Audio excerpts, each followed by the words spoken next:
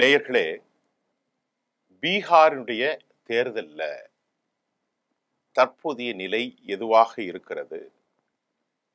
அங்கிருந்து வரக்கூடிய செய்திகளின் பின்னணியில ஒரு விஷயம் நமக்கு தெளிவா தெரிகிறது. என்டிஏ பாஜக நிதிஷ்குமார் கூட்டணிக்கும் தேஜஸ்வி காங்கிரசுக்கும் இடையிலே கடுமையான போட்டி இருப்பதாக ஒரு செப்பாலஜிஸ்டுடைய பிரிடிக்ஷன் நமக்கு தெரிவித்திருக்கிறது. லோக்பால் அந்த கருத்து கணிப்பில் நமக்கு சில தகவல்கள் வந்திருக்கிறது.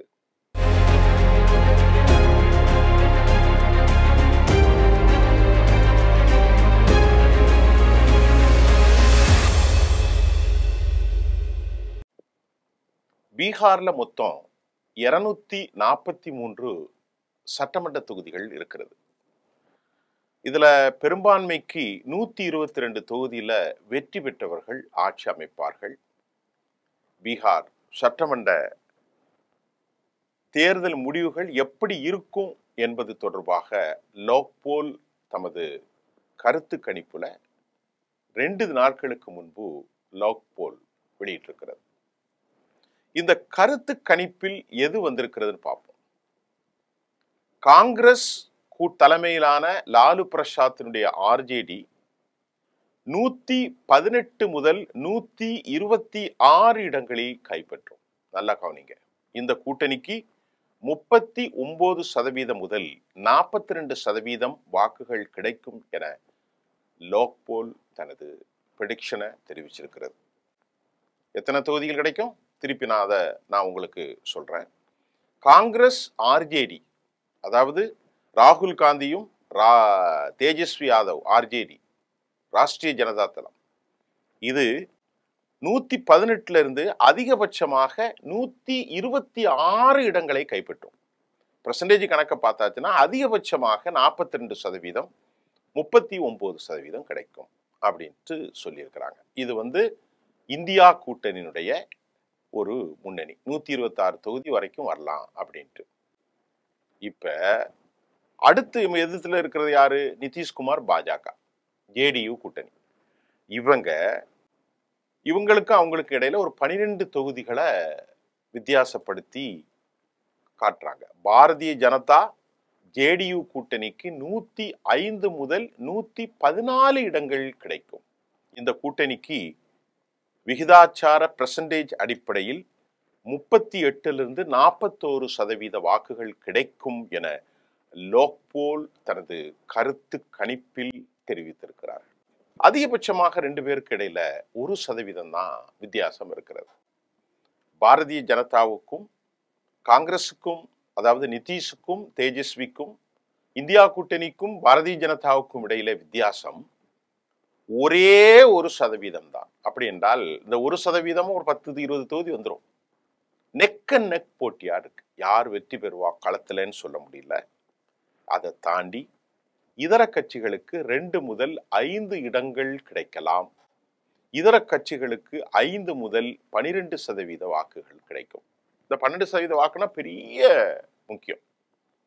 இதுக்கு இடையில ஒய்சியை பத்தி உங்களுக்கு தெரியும். அசாவுதீன் ஒய்சி, மஜ்லிஸ்-ஏ தஹ்ரீக், ஹைதராபாத் பேஸ்ல கொண்டு வந்தாரு.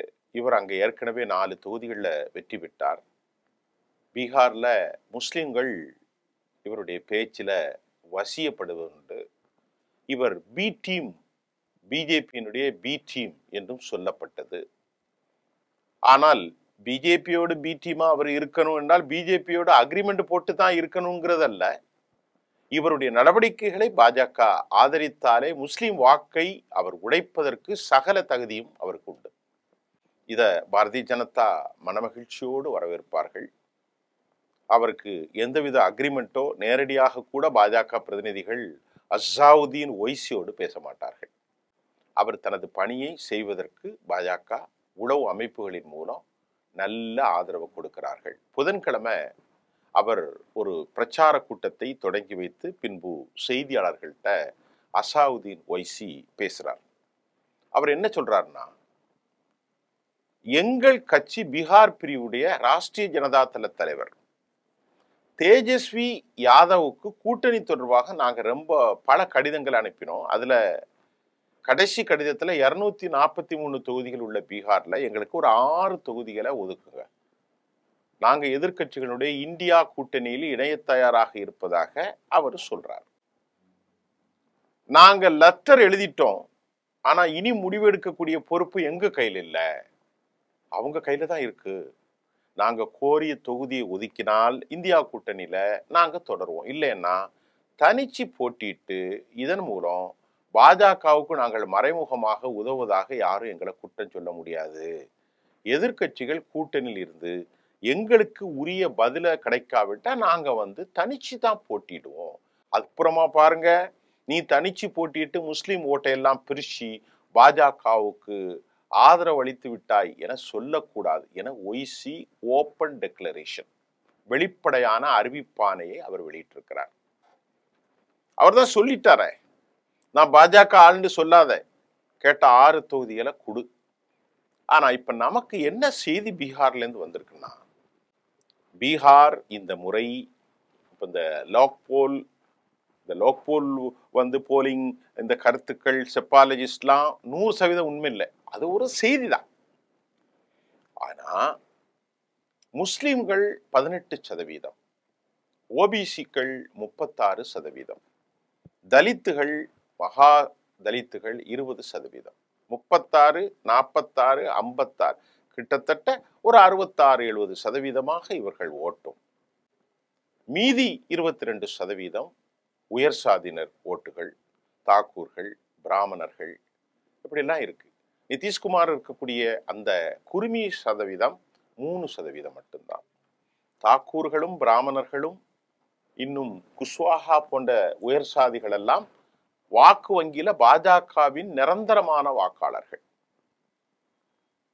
அதே சமயம் ராம் விலாஸ் பஸ்வானுடைய மகன் சீராக் பஸ்வான், அவரும் ஒவ்வொரு தொகுதிக்கும் 25,000 30,000 வாக்களை வைத்திருப்பதாக, எங்களுக்கு போதிய அளவு கொடுக்கணும் அப்படின்ட்டு அவரும் கேட்கிறார்.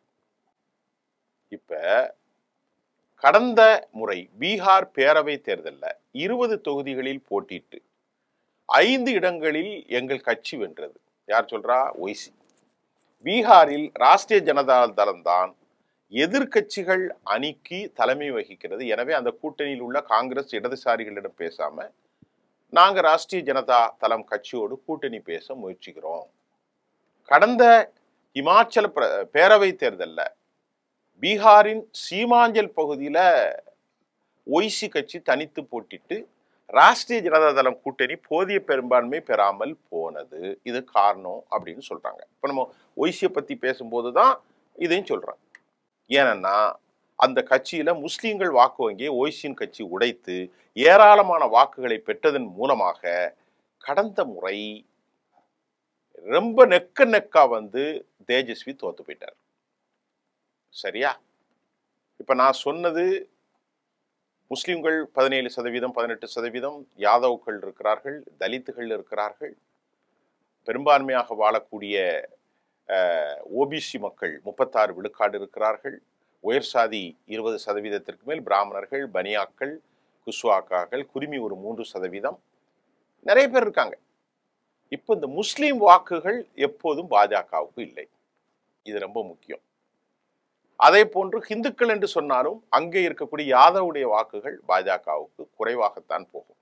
அதுவும் இங்கே வரும். தலித்துகள் வாக்குகளும் சிதறலும். அது பாஜகவுக்கு போகாது, இங்கே வரும் என்றாலும் அது சொல்ல முடியாது. இங்க ரொம்ப முக்கியம், வெற்றிக்கு காரணம் 36% இருக்கக்கூடிய அந்த ஓபிசி வாக்குகள் மிக மிக மிக முக்கியம். நமக்கு அண்மையில் கிடைத்த ஒரு தகவல், ஓபிசி மக்களிடத்திலே கேட்டபோது இந்த முறை எங்கள் வாக்கு நிதிஷுக்கு இல்லை அப்படிங்கிற ஒரு தகவல் வந்திருக்கு. அது வாக்கெல்லாம் போட்ட பிறகுதான் நமக்கு தெரியும். இப்போ அசாவுதீன் ஒய்சி இப்போ அவர் முஸ்லிம்களின் வாக்கை பிரித்தால் கடந்த முறை மாறு ஒரு சிக்கல் வரும். ஆனால் இந்த முறை அவர் கேட்டாலும் தேஜஸ்வி அவருக்கு கொடுக்க மறுக்கிறார். ஏன்னா எப்போதும் தமிழ்நாட்டில் திமுக நான் தான் முஸ்லீம்களுடைய காவலன், என் பிணத்தை ஏறித்தான் முஸ்லீம்களை காக்கணும்னு சொன்ன மாதிரி அந்த காலத்திலேயே மௌலானா வந்து லாலு பிரசாத் யாதவ், மௌலானா முலாயம் சிங் யாதவ் என்றுதான் ஹிந்துத்துவாக்கள் விமர்சிப்பார்கள். அந்த அடிப்படையில் ஓட் பேங்க் முஸ்லீம்களை பொறுத்தவரை ஆர்ஜேடிக்கு சாலிடு, இங்க பொறுத்தவரை கம்யூனிஸ்டுகள் முஸ்லீம்களின் ஆதரவாளர்கள், காங்கிரஸ். அப்ப இதை தாண்டி அங்க போகாது. தலித்துகளின் வாக்குகளும் கூட இங்க இந்த முறை அதிகமா கிடைக்கும். சீராக் பஸ்வான் அந்த பக்கம் இருக்கிறாரு, மாஞ்சி இருக்கிறார். இருந்தாலும் இந்த முறை கிடைக்கலாம். பராஸ் அவர் வெளியேறி இருக்கிறார். ஆக ஒய்சி கட்சி ஏதோ ஒரு குழப்பத்தை ஏற்படுத்துகிறது.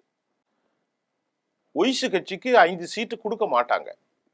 அதனால தான் முன்னக்கூடிய வாலண்டியர்ஸா போய் நான் முஸ்லிம்களுக்காக வளரக்கூடிய தலைவன், என்னை அவர்கள் பிரித்து விட நினைத்தால் நான் சொல்லிவிட்டேன், கேட்டேன், என் பேச்சை ஒத்துக்கொள்ளவில்லை, என்னை தனித்து விட்டு விட்டார்கள் என்று சொல்வதற்கு வாய்ப்பாக சமூக பகிஷ்கரிப்பு செய்யப்பட்டேன் என முஸ்லிம்களிடத்திலே அவர் கோரிக்கை வைப்பதற்கு பதிலாகத்தான் சொன்னார், என்ன அப்புறம் சொல்லாதீங்க, கேட்டதை கொடுத்துருங்க, நான் உங்களோட இருக்கேன். இப்ப ஒய்சி கட்சியின் சார்பில் வெற்றி பெற்ற 5 பேரில் மாநில தலைவர் அக்தருல் இமாம் தவிர மற்ற அனைவரும் வென்ற 2 ஆண்டுகளில் ராஷ்டிரிய ஜனதா தளம் கட்சியில் இணைந்து விட்டார்கள் என்பது குறிப்பிடத்தக்கது. நல்லா கவனிச்சுக்கிடுங்க. நீங்க பாருங்க, ஒய்சி கட்சி சார்பில் வெற்றி பெற்ற 5 பேர்ல மாநில தலைவர் இமாம் தவிர மற்ற எல்லாரும் எங்க வந்துட்டாங்க, ராஷ்டிரிய ஜனதா கட்சியில் இணைந்து விட்டனர் என்பது குறிப்பிடத்தக்கது. அப்ப ஒய்சி கட்சி பலம் இழந்திருக்கிறதா என்ற கேள்வியை பார்க்கின்ற போது நிச்சயமாக ஒய்சி கட்சி பலம் இழந்திருக்கிறது. இப்ப ராகுல் காந்தி சில மேனிஃபெஸ்டோல சில தீர்மானங்களை அவர் வைத்திருக்கிறார். தலித்துகள், ஓபிசி மக்கள், அவர்களுக்காக நிலங்கள் கொடுப்பது, அவர்களுக்காக பஞ்சப்பணம் படி கொடுப்பது, இதெல்லாம் அவர் அறிவிச்சிருக்கிறாரு. எனக்கு இந்த திட்டங்களை 10 பாயிண்ட்ஸை நான் பார்க்கும்போது தமிழ்நாட்டை ஒட்டி காப்பி அடிக்கப்பட்டதை போன்ற ஒரு வாக்குறுதியை காங்கிரஸ் கட்சி கொடுத்திருக்கிறது. இல்ல, காங்கிரஸுக்கு எப்பவுமே கொஞ்சம் பெரியண்ணன் மனப்பான்மை இருக்கும். ஓட்சோரே விவகாரத்துல பீகார் தாய் மாநிலமாக மாறி இருக்கிறது. 65 லட்சம் பேரை எக்ஸ்பெல் பண்ணதுல இன்றைக்கு அது மக்களோடு வாக்கை திருடி விட்டார்கள் என்பது ஹார்ட்கோர் ஹிந்தி மாநிலங்கள்ல இந்துத்துவாவை தாண்டியும் பெரும் பேச்சு பொருளாக மாறியிருக்கிற நிலையில ஞானேஸ்வர் குமார் திக்கி திணறுகிறார். அவர் இப்பொழுது எந்த மாற்றம் கொண்டு வந்தாலும் அனைத்து கட்சிகள் கூட்டத்திற்கு பின்புதான் பேசிப்பட்டுத்தான் நடவடிக்கை எடுக்கும் என்றும் their position has stepped down, சற்று இறங்கிதான் அவர் சொல்லியிருக்கிறார். எப்போதுமே திருட்டுத்தனங்களும் கள்ளத்தனமும் அதிகமாக இருக்காது. அது யாரு செஞ்சாலும் சரி, அது பிஜேபி செஞ்சாலும் நடக்காது, காங்கிரஸ் செஞ்சாலும் நடக்காது. ஆக மக்களின் வாக்குகளை திருடுவது ஜனநாயக திருட்டு, எனது வாக்கை திருடி இதுவரை ஜெயித்திருக்கிறார்கள் என்று வலுவான பிரச்சாரத்தை பீகாரில் இந்த முறை ஏற்படுத்தி இருப்பது உண்மையிலேயே ஒரு ட்ரெமெண்டஸ் எஃபெக்ட், வியக்கத்தகு ஒரு மாற்றத்தை நிச்சயமாக உருவாக்கிவிடும். அந்த உருவாக்கத்தை தாண்டி அவர் அறிவிக்கக்கூடிய தமிழ்நாடு அளவிற்கான மாடலான அந்த வாக்குறுதி, அதனை தாண்டி மிக முக்கியமாக ஒரு சிறிய சிக்கல் இருக்கிறது. இந்த ஓட்ஷார், இந்த யாத்ராவின் மூலம் 28 மாவட்டங்களில் நூற்றுக்கணக்கான தொகுதிகளை ராகுல் காந்தி, தேஜஸ்வி போனாலும் இப்போ 70 தொகுதிகளை கேட்கிறார். இதுல ராஷ்டிரிய ஜனதா தளத்துல இந்தியா கூட்டணி போட்டியிடுவதற்கு காங்கிரஸ் கேட்கிறது. ஆனால் இந்த முறை காங்கிரஸுக்கு குறைத்துத்தான் கொடுக்கணும் அப்படின்ட்டு அவங்க முடிவு செஞ்சிருக்கிறாங்க. ஏன்னா போன முறை 70இல் 19இல் தான் காங்கிரஸ் வெற்றி பெற்றது. அதே சமயம் ராகுல் காந்தி, நாம ஏற்கனவே சொன்னோம், ஒரு பொது இடத்துல பேசும்போது முதல்வர் வேட்பாளர் தேஜஸ்வி தான் சொல்லாம மறுத்துட்டார். அதனால இப்பவும் நீங்க முதல்வர் வேட்பாளரை டெக்ளேர் பண்ணுங்க அப்படின்னு ஆர்ஜேடியின் சார்பில் அழுத்தம் கொடுப்பதாகவும், கண்ணும் கண்ணும் வைத்தாற்போல் ரகசியமாக பிரிவினை இல்லாமல் காங்கிரசும் தேஜஸ்வியும் கூட்டணிகளை பேசி முடித்து அவர்கள் போட்டியில் இறங்கினால் இந்த 1% 8% கூட மாறிவிடும். அதுல சந்தேகம் இல்லை. இந்த முறை என்னை கேட்டால் அதிக வாய்ப்புகள் இருக்கிறது. ஏனென்றால் தேஜஸ்வி யாதவ் அவங்க அப்பா லாலு பிரசாத் யாதவ் ஆட்சியில் ரொம்ப நாள் இல்லை. நிதிஷ்குமாரும் அதிக தொகுதிகளை கேட்டு என்டிஏ பிரஷர் கொடுக்க போறார். இன்னும் 3 மாதங்கள் கூட இல்லை. அக்டோபர், நவம்பர், டிசம்பர்ல எலெக்ஷன் வரப்போகுது. ஆக இந்தியா கூட்டணி காங்கிரஸ் செத்துப்போன தன் பல ஆதிக்கத்தை கைவிட வருவார்களா, அல்லனா அங்க ஜெயிக்க போறது முதலமைச்சர் அவர் தான். காங்கிரஸ் தேவையில்லாத சிக்கலை ஏற்படுத்துவதற்கு காங்கிரசினுடைய தலைவர்களே காரணமாக அமைந்திருப்பார்களா என்ற பல கேள்விகள் எழுகிறது. அதுல இந்த ஓட்சரை திருட்டுக்கு காங்கிரஸ் எடுத்திருக்கிற அந்த நடவடிக்கைக்கு இந்தியா கூட்டணி தலைவர்கள் திமுக உள்பட, அது மட்டுமில்லாமல் திரிணாமுல் உள்பட யாரும் களத்தில் பெரிய போராட்டத்தை எடுக்கவில்லை என்பதும் அவர்களுக்கு ஒரு செட்பேக் தான்.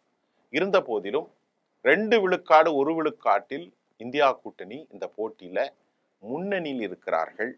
அந்த முன்னணியில தொடர்வது அவர்களுக்குள் இணக்கப்பாடு. அது காங்கிரஸ் தேஜஸ்வி கையில் தான் இருக்கிறது. இந்த முறை ஒய்சி சாதிக்கிறது சாத்தியமில்லை. ஏனென்றால் அங்கு இருக்கிற முஸ்லிம் வேட்பாளர்கள் ரொம்ப தெளிவாக உணர்ந்துட்டாங்க. அவர்கள் பிஜேபியால் ஏற்படுகிற பல சிரமங்களையும், அதே மாதிரி வக்ஃப் போர்டு விவகாரங்கள்லாம் அங்கு ஒரு பெரிய சட்ட திருத்தம் பெரிய தாக்கத்தை ஏற்படுத்தியது.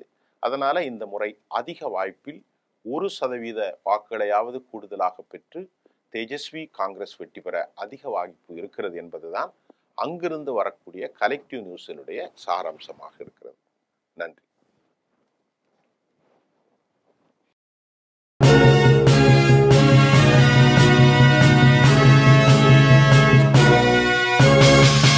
உடனுக்குடன் அப்டேட் தெரிந்து கொள்ள ஜெம் டிவி தமிழ் ஆப்பை இன்ஸ்டால் செய்யவும்.